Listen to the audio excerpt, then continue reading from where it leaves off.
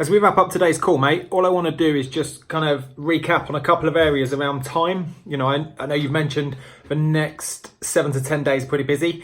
You've got obviously your kids to look after as well. You mentioned parents' evenings coming up. So I just want to make sure that we are making the most of all the time you've got as your exam draws ever closer.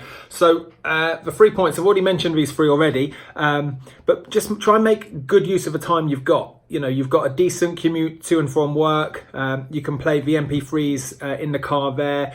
You know, you've got a dog, you know, you can listen whilst walking the dog as well, and jump on our YouTube as well. There's so much you can, dead time, I call it dead time, whereby you can still learn and revise. And you know, this goes a serious long way towards your studies.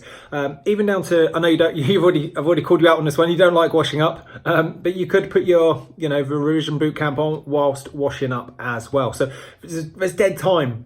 The second point I want to highlight is, you know, you are super busy. Even on this call, you've had several notifications. You mentioned about emails coming in, and I get it. You're strapped for time. You're time poor. So, you know, I just want to say goodbye to those interruptions as best you can. And one easy way, it sounds a bit stupid maybe, but is to set a really long password on your phone, laptop, device, whatever it is, and just become mindful of how many times you have to enter that really long password to go and see these notifications whilst you're revising.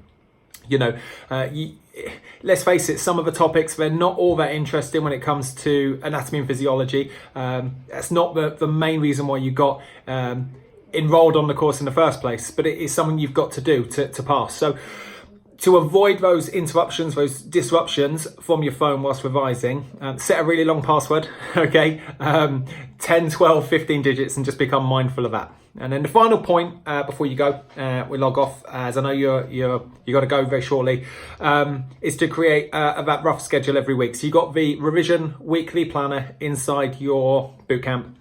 You know, I'm not asking you to commit 100% to it. I don't think that's possible to commit to a schedule 100% and say that's what I'm going to do, that's how I'm going to do it.